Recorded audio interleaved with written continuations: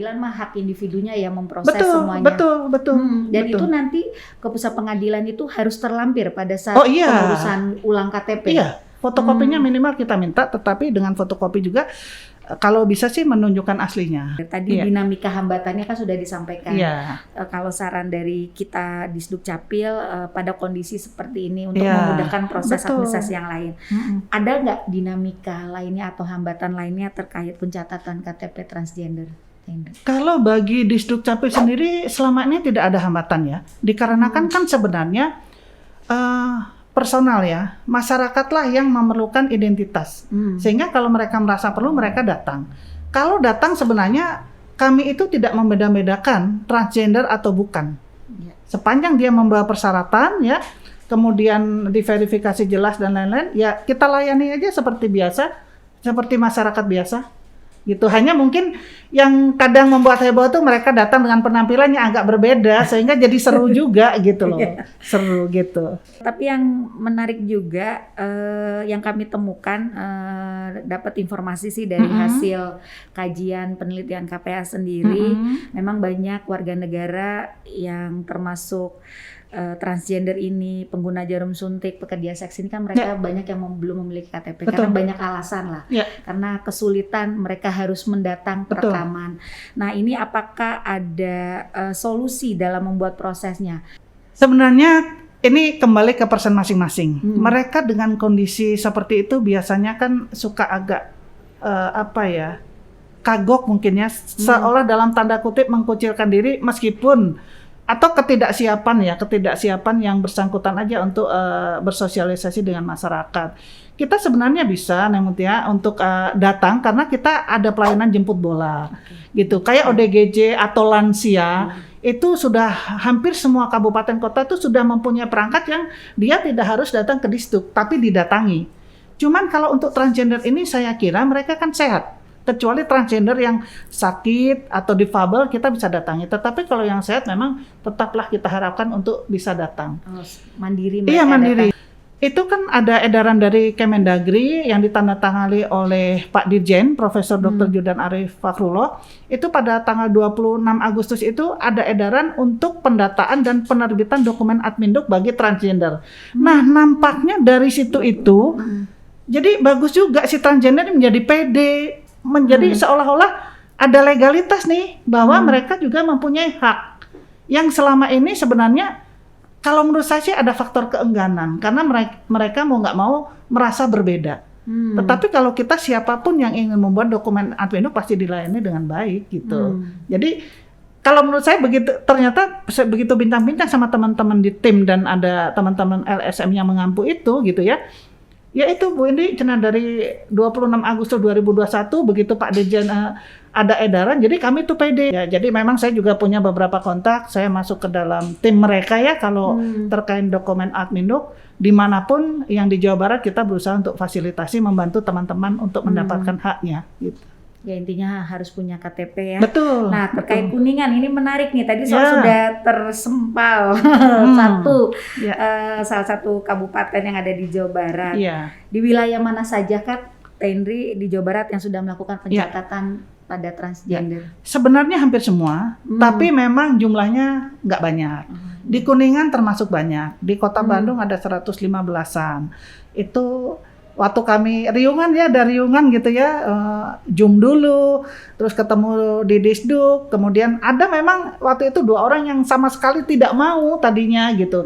Tetapi begitu kesini-sini kan ada yang sakit, dia mau kemana? Kan dimintanya pasti KTP. Ya, kemudian untuk mendapat bansos, dia perlu KTP. Nah, ada kesadaran itu didukung lagi oleh ada edaran. Jadi akhirnya bisa diajak tuh. Dan alhamdulillah sudah beres itu. Karena semua harus berbasis NIK. Jadi di Kuningan, kemudian di Kota Bandung, Kabupaten Bandung, kemarin dari Kota Bandung langsung kita Kabupaten Bandung, di Depok ada, di Kota Bogor, banyaklah hampir menyebar. Yang sudah memindahkan sementara di Jawa Barat sudah adakah? Ya itu, yang Aprilia. Yang lain jadi belum ada laporan. Berarti masih pada status Anda yang penting mah punya aja KTP berbasis NIK, walaupun masa pilihan hidup Anda seperti ini transgender, tapi yang penting status jenis kelamin itu harus jelas ya, tegas. Jelas, harus. Itu yang menjadi catatan kita Ya. bersama. Terus siapa saja yang terlibat dalam proses perekaman data ini? Kalau perekaman data tentunya si pemohon, terus ya kita di Sdukcapil ya, di situ kan ada operator, ada ADB yang Itu berarti menginput. di kelurahan? Perekaman Di data? kelurahan ada, di kecamatan ada, di Disdukcapilnya sendiri ada. Oh. Nah, sekalian nih sosialisasi sedikit. Iya. Jadi kalau ingin melakukan perekaman EKTP itu tidak harus datang ke Disdukcapil aja, karena memang ada beberapa Disdukcapil kabupaten kota tuh sudah ada yang bisa pelayanan di kecamatan, sudah ada yang di mall ya, yang di Kota Bandung tuh di Festival Citylink ada, kemudian di MIM ada, terus yang terbaru di Sumarekon juga ada. Jadi manalah yang terdekat dengan domisili dipersilahkan. Jadi layanan yang mendekatkan lah pada Ya, masyarakat betul, Prima. betul. Nah, ini ada yang menarik bila kita kaitkan dengan program penanggulangan HIV/AIDS. Ya. Jadi bila ada teman-teman kita atau warga negara Jawa Barat yang transgender dan dia masuk pada kategori ODA, kan dia harus mendapatkan distribusi ARV. Iya, Ada obat yang memang harus diminum. betul. Dan ini adalah akses sebenarnya ke Fasiankes, ke puskesmas ataupun ke rumah sakit. Iya. Ini kadang-kadang ada kendala di lapangan nih Teh Indri. Iya. Jadi terkait kasus domisili KTP.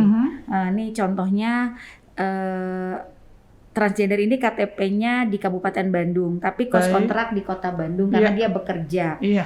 Terus apakah perlu mengganti KTP atau membuat surat keterangan domisili saja itu sudah cukup? Karena memang pembahasan kita ini lebih pada bagaimana nanti ada akses pelayanan kesehatan. Baik. Sebenarnya ini kan tergantung persyaratan dari orang yang akan menangani. Kalau KTP ini kan berlaku seluruh Indonesia, bahkan keluar negeri, NIK. Jadi saya kira tidak terlalu terkait dengan domisili itu dengan EKTP, ya, gitu. Tergantung persyaratan, misalnya mau ke BPJS atau vaksin lah kemarin ya. Untuk dapat vaksin adalah kayak di saya hanya penduduk misalnya KBB. Nah itu kan bukan kita yang ini, bukan di Sdukcapil. Sedangkan misalnya KTP si yang bersangkutan Kota Bandung, ya artinya disarankan saja kalau memang tidak boleh ke yang memberi vaskes itu, ya berarti kan si yang bersangkutan harus sesuai domisili, gitu. Konteksnya kalau di Sdukcapil sesuai domisili itu gini Mbak, kebanyakan misalnya si yang bersangkutan sakit ya, atau gini, yang bersangkutan KTP Kuningan, ya. Lalu dia sudah lama sebenarnya bekerjanya di sini, ya bekerja di sini, tinggal di sini, nggak kembali ke Kuningan karena tidak tahu dia tidak mengganti KTP-nya. Nah, sedangkan persyaratan di sini adalah KTP harus Kota Bandung. Kita sarankan adalah yang bersangkutan mengajukan untuk pindah domisili. Itu prosesnya adalah yang bersangkutan nanti atau kita bisa bantu terbit SKPWNI surat keterangan pindah warga negara warga negara Indonesia dari Kabupaten Kuningan ke Kota Bandung. Nah, kalau itu sudah diproses ya, nanti si yang bersangkutan di-delete dari database Kabupaten Kuningan sehingga dia bisa diinput lagi untuk didaftarkan menjadi warga Kota Bandung. Konteksnya begitu. Tetapi kalau konteksnya karena domisili dia dimudahkan atau bisa tidak untuk mendapatkan layanan kesehatan, saya kira itu tidak terkait dengan di Sdukcapil, tapi terkait dengan syarat dari fasilitas apakah boleh orang luar Kota Bandung atau Kota Bandung gitu. Ini kan harus persuasifnya ke BPJS Kesehatan sebenarnya. Betul. Artinya kan kalau aplikasi mobil JKN aja harusnya tinggal bisa memindahkan vaskes saja.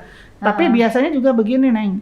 Bisa aja dia karena memang dia udah sakit parah, dia misalnya KTP Kuningan, lalu harus dapat pelayanan, bisa dipersyaratkan oleh si pemberi layanan itu misalnya, sok Anda ada keterangan misalnya dari RT RW atau dari kecamatan atau lurah bahwa Anda sudah menetap, itu mah tergantung dari perangkat desa setempat gitu. KTP nggak usah berubah, nggak apa-apa jika itu dimungkinkan. Sebenarnya seperti itu. Jadi kalau dalam ranah di Sdukcapil tidak ada isu lah untuk hal ini. Nggak, tidak ada. Saja boleh ya, boleh. Karena ini data. Iya. Dan yang terpenting yang kartu keluarga itu yang menjadi rujukan untuk pembuatan KTP. Betul, karena harus di kartu keluarga kan ada NIK-nya. Atas dasar itu diterbitkanlah identitasnya. Iya.